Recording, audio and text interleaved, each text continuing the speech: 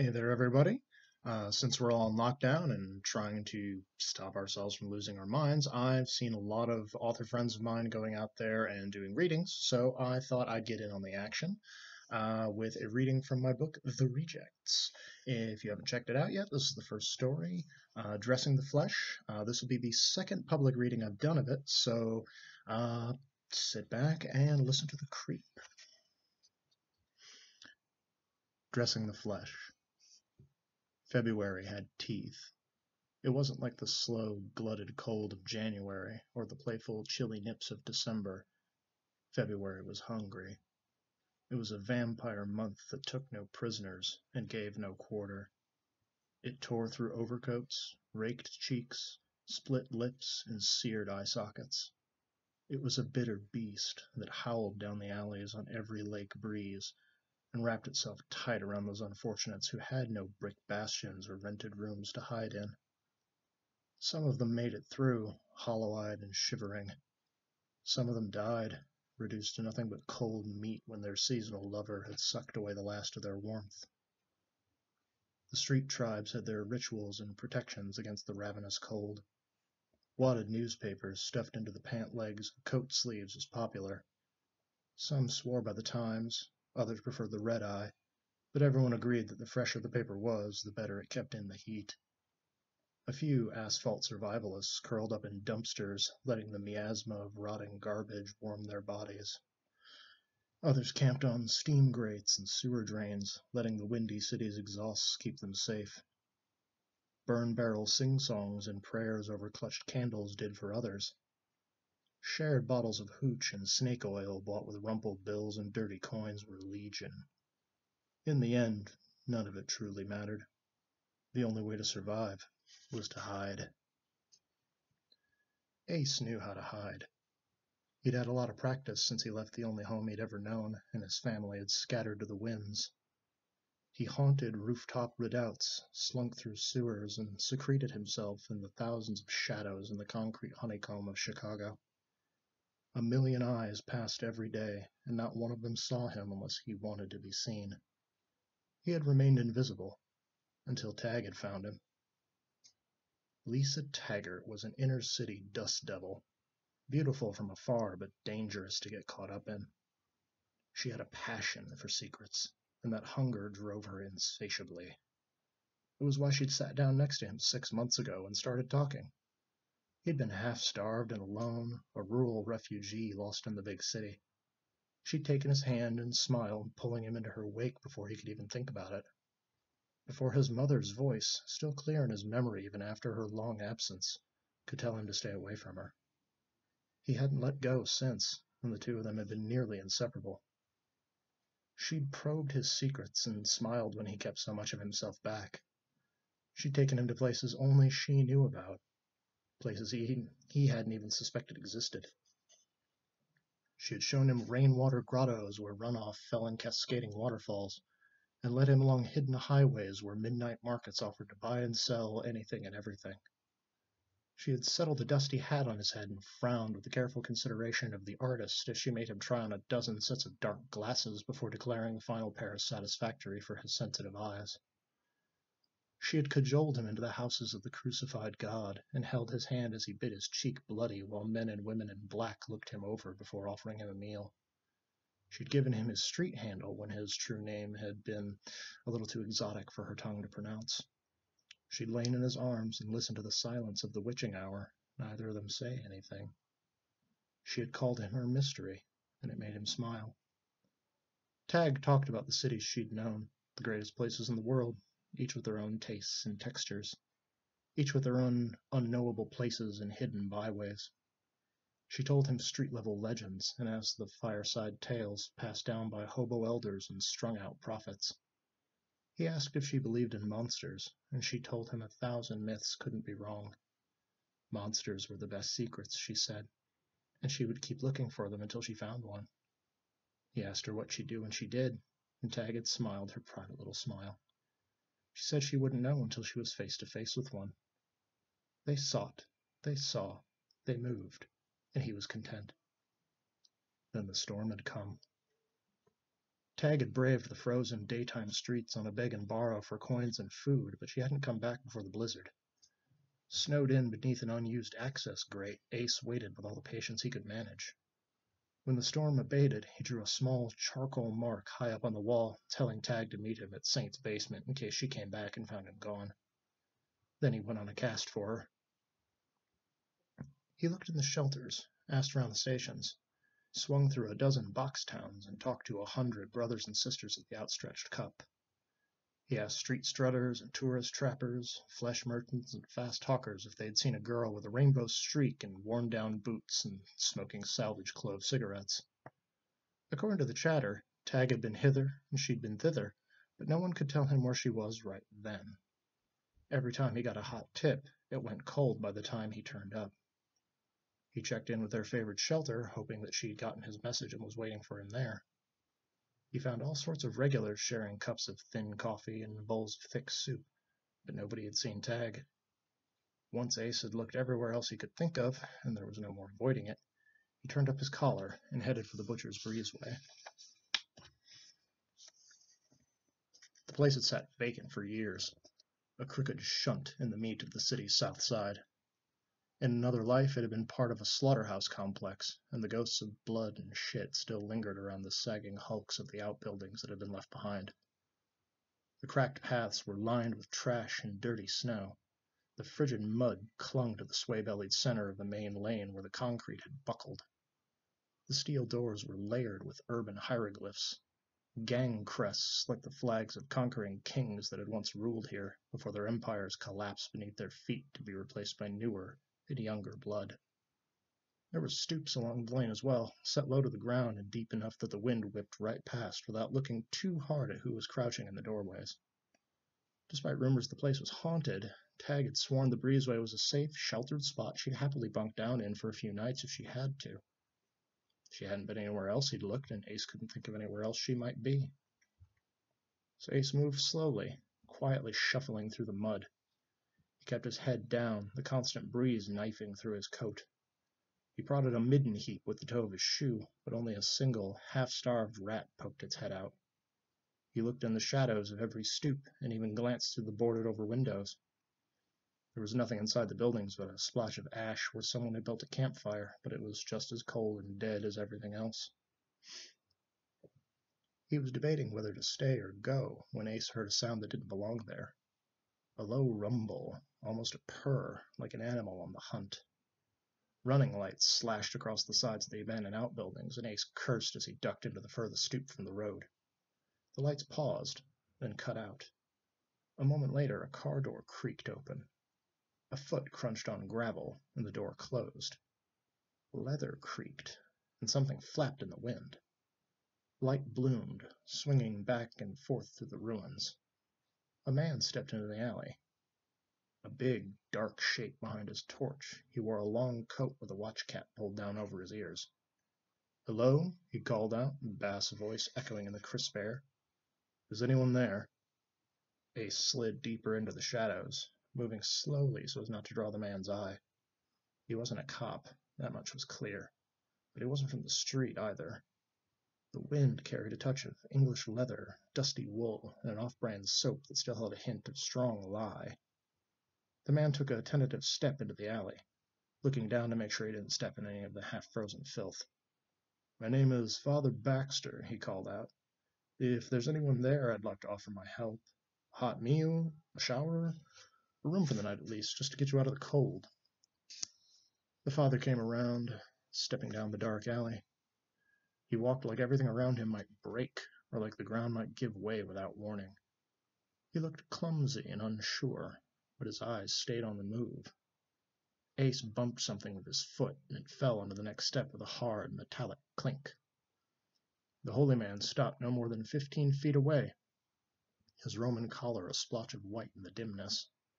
A gold crucifix glittered just above the top button of his overcoat. Ace scrabbled in the darkness until he fell what had fallen. A scuffed Zippo lighter with a red heart on one side, and the queen of the suit on the other. Scars had been carefully carved in the corners of her mouth, and every heart had been painted white. It smelled like bubblegum and butane. Ace would have known it anywhere. It was Tag's lucky lighter. Hello, the priest called again, swinging his light to cover the mouth of the stoop.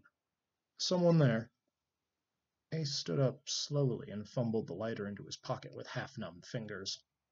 He came out with his hands up and held away from his body. He was just another lost boy, a ratty stray with swarthy skin and wild eyes, wary of any hands extended in his direction, especially friendly ones. The man in black looked him up and down, then smiled a big, square-toothed smile. "What's your name, son?" he asked. "People call me Ace."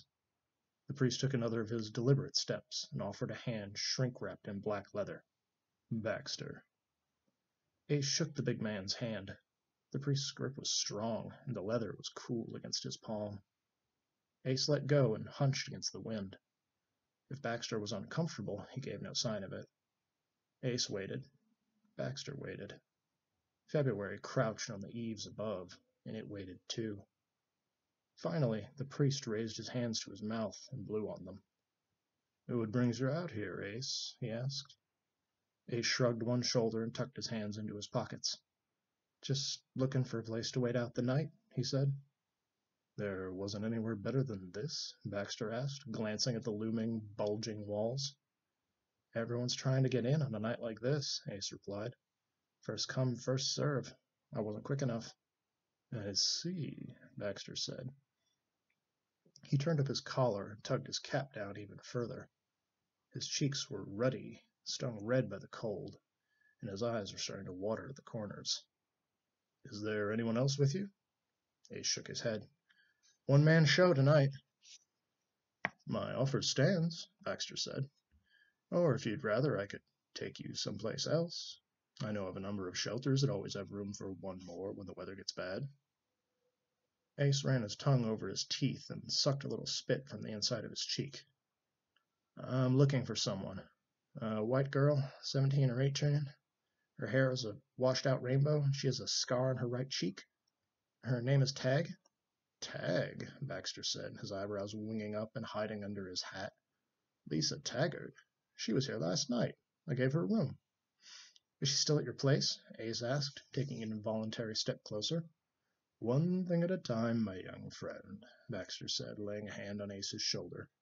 "I believe she left me an address and a phone number for the place she was going. I had planned on calling when I got home, but thought it best with the weather being what it is, that I come through and make sure there was no one else here I could help. A good thing I did, it seems." "Where's your place?" Ace asked. "Not far," Baxter replied. "Perhaps 3 miles or so." "All right," Ace said. He inclined his head and added a grudging, "Thank you." "It's no trouble," Baxter said, walking back along the way he'd come. Ace followed and tried to ignore the feverish thing writhing in the pits of his stomach. He wrapped his hand around the lighter in his pocket and squeezed until it hurt. Baxter's car was sleek, and the leather seats felt almost alive with warmth as Ace slid inside. The priest flipped on his lights and then backed carefully out of the quadrangle. The undercarriage scraped the curb and the whole car bobbed. The night slid by outside, and the cold slid off the glass like water. They passed one block, then another, the wasteland falling away.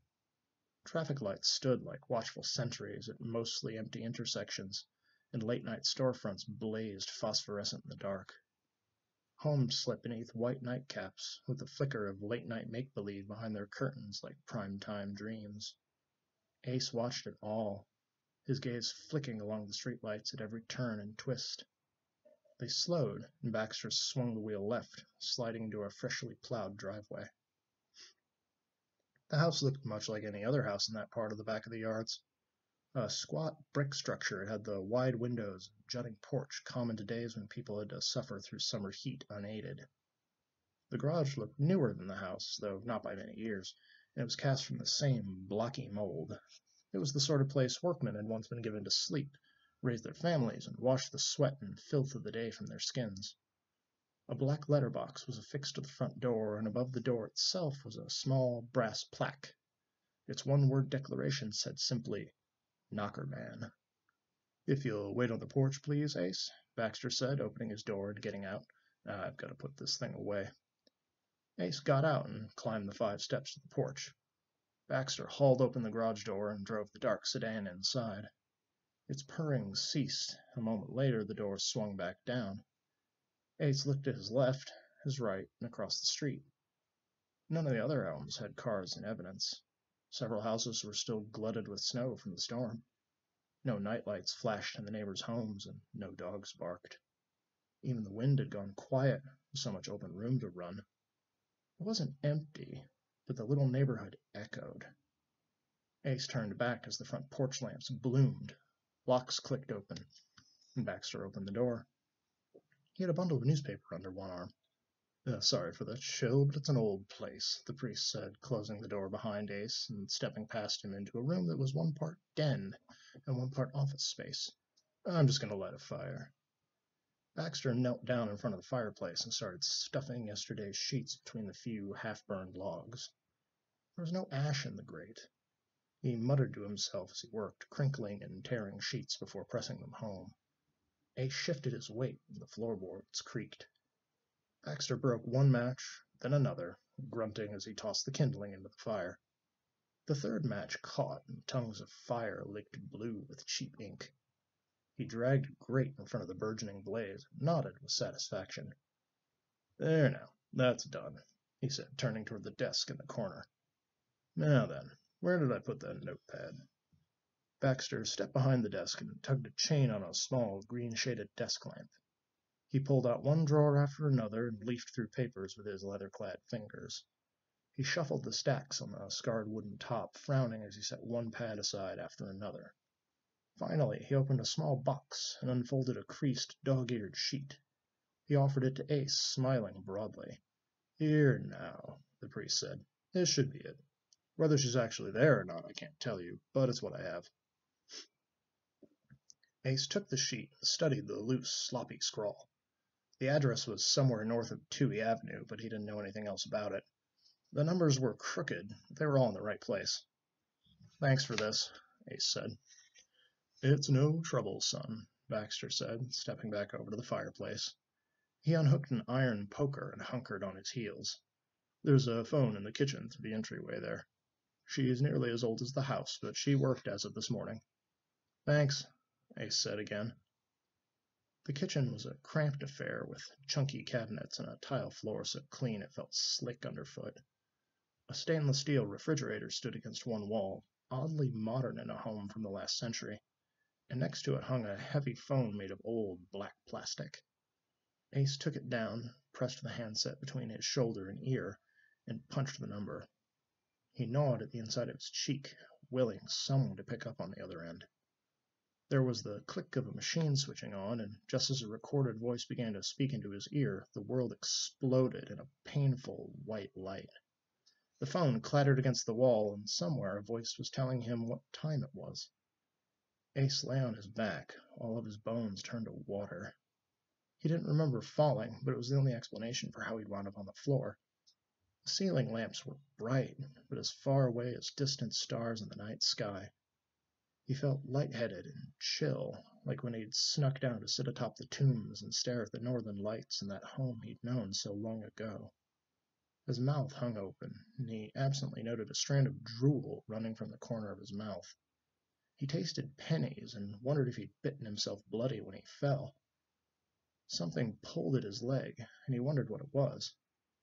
He tried to lift his head to look, but his neck had all the strength of soiled sackcloth. A moment later, something eclipsed the stars, and Baxter looked down at him. The priest was talking and smiling, but there was something different about him. He was the same, but twisted, like the moon turned black by the sun. What? Ace managed, the single word slow and smudged as he tried to refocus his eyes. Baxter stopped talking, and his eyes widened. He stood up, towering over Ace. He held the poker in one hand. The end was twisted slightly out of true. "You've a hard head, boy," Baxter said, his voice rolling out of his chest. The flat head of the poker touched Ace's cheek.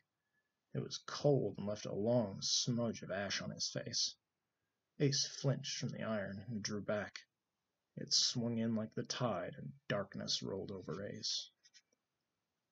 Someone was calling his name. His real name. It was a whisper in the blackness, rough against an unfamiliar tongue, and it tugged at his ear. He tried to get away from the whisper, to burrow into the comforting darkness all around him. Wakefulness wouldn't let go, though, and it dragged him out of the hole he'd fallen into, back into the waking, aching world. He smelled blood first.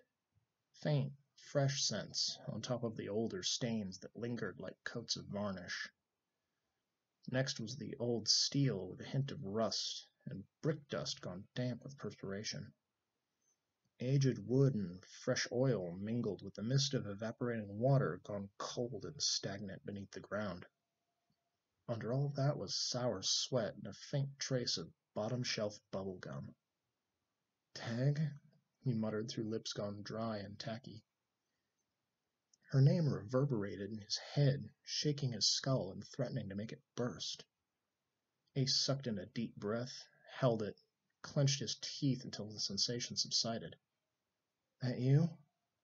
He opened his eyes slowly, first one, then the other. His vision swam in and out of focus, but he saw more than he wanted to. A heavy steel rod hung with dangling chains swayed above dingy, white tiles. On the other side of those tiles was a wall-sized rack of butcher's blades, each shaped and sharpened to fulfill a single bloody purpose. A closed door that muted the rumble of a generator lurked against a nearby wall. The acrid stink of burned gasoline lingered lightly in the air. There was a vanity with a tarnished mirror and a tall armoire sitting side by side, both of them antique and out of place. A black hose with a cheap plastic spray head was coiled against the wall like a sleeping serpent. Black drains with stained, rotten teeth dotted the floor. In the center of the room sat a thick, stained block of wood with deep grooves and gouges worn by generations of enthusiastic chopping. Ace turned his head slowly, clenching his jaw against the pane. Tag sat in a cage next to him. She was naked, with dried blood on her upper lip, and her dirty hair hanging in her eyes. She was shaking, reaching through the skinny bars of her cage and into his, her fingertips resting against his wrist. She said his name again, the two syllables dribbling from her lips like tears. "I found your lighter," Ace said. The words hurt less, but he stayed where he was a little longer. Tag squeezed his wrist and gave him a watery smile. "Are you all right?" she asked. Ace closed his eyes and focused. He took a deep breath and let it out. "Do you mean aside from being naked and caged up in a basement?" Yeah, Tag said, "aside from that." "He hit me in the head with the fireplace poker," Ace replied. "I should have known. He knew your real name." "No one knows your real name." "Just you and my mother," Tag said. "Asshole read my diary. First day he sat right there and read it to me, waiting for me to piss myself. When I did, he gave me the hose. He isn't really a priest, is he?" Tag snorted and shook her head slightly. "Some hustler's eye you've got." "What else did he do?" Ace asked. Tag shook her head. "It isn't important." She tried to pull her hand back. Ace turned his wrist and held her. He opened his eyes and looked at her face in the dimness. "What else?" he asked. Tag swallowed and looked away from him. Her tongue rasped over her lips, but before she could answer, a door opened and a light came on. An arched doorway lit up and a pair of heavy work boots came down the stairs beyond. They were followed by the hem of a black cassock, a glittering crucifix, and finally Baxter's bluff face. He still had his hat on, pulled almost down to his eyes. He smiled, and it was a barbed, poisonous expression, the true face of the man beneath the cassock. "You're tougher than you look, boy, I'll give you that," Baxter said, chuckling as he turned on the rest of the lights. Bright lances stabbed at Ace's face, but he didn't turn away. "Out all day looking for your little friend in this weather, and I still had to ram that sweet spot on your skull 2 or 3 times to put you out. And here you are, up and about before I can even put my work clothes on." Tag slowly slid her fingers back through the bars, curling in more tightly on herself. Ace lay where he was, breathing slowly. The big man flicked on the vanity's lights and opened the armoire. A collection of clothes hung there. There were blue uniform shirts with badge patches next to tweed jackets with fraying cuffs. There were white polos with crossed axes and helmets, and a small sampling of work shirts with oil stains and grease spots. Discarded skins, meant to fool his prey and hide what he truly was. My grandfather told me, when I wasn't much older than you, that the companies running the slaughterhouses were a joke, Baxter said, his fingers busy with buttons and zippers as he tugged and peeled at his camouflage. They gave a man a house with a garage, but didn't pay him enough to put a car in it. They made him work meat all day, but wouldn't give him enough to buy any of his own. So the old man got his own meat, snuck it right in through the back door, brought it down here, and did what he did best. The big man slipped the cap off his head and carefully hung the cassock on an old-fashioned wooden hanger. He gently tugged the collar free and hung the crucifix on a tiny hook. He pulled at his gloves, setting them down to vanity. Ace's eyes went wide. Baxter's body was a canvas of the carnal. Blue whorls of jailhouse ink bleeding into black talons and barbed wire. Faces of demons with bloodied maws and beautiful women shucking their skins like inconvenient blouses. Chains and whips writhed over corded muscle, and defaced horrors devoured the meat and tendons that lay just beneath the skin. The ghoulish feast writhed and twisted with every flex of muscle, the sprawling mural nearly alive as he carefully put away his sheep's clothing. He brought me down here when I was a boy, Baxter continued, his voice wistful. He put a knife in my hand and showed me every cut. Told me how to spill blood and taught me how to slice with the grain. He showed me where the sweetmeats were, too, and he always gave me the choicest bits of anything I killed. Ace sat up slowly, wary of his head. He glanced at Tag. She stared at the phantasmagorical tattoo, searching for its hidden meaning. He hissed, and Tag cut her eyes towards him. Baxter laughed, looking over his shoulder. Something to share with the rest of the class? The big man asked. Ace smiled, a painful, tight expression that didn't show his teeth. Just trying to decide which of those knives I'm going to cut you with. Is that so? Baxter chuckled, shaking his head slowly. An amused uncle who wasn't going to rise to a child's bait. He took down a stubby, punch-grip blade with a half-moon curve. He brandished it and set it on the cutting block. This is the one you'll want to use. It gets in deep and flays back the skin. Does your work for you. You don't say. I do, Baxter said, putting on a thick, stained apron. He tied it behind his back, then stood on the balls of his feet and took a box from the back of the armoire. He set it on the vanity and removed what was inside. Oh, I do. When the butcher turned back to the cages, he wore a different face. Tanned a mahogany brown, a heavy snout pushed from below beady black holes. The ears were cropped and notched from long wear. The cheeks were sunken, and flaps of old flesh hung round his thick neck like a headsman's hood. He laughed, a muffled, snuffled sound from beneath the swine's head as he picked up the gutting knife and crossed the floor. He pointed the curve of the blade at Tag's cage, then at Ace's, reciting in a high-pitched voice as he did. This little piggy went to market, he said, and this little piggy stayed home, and this little piggy had roast beef, and this little piggy had none.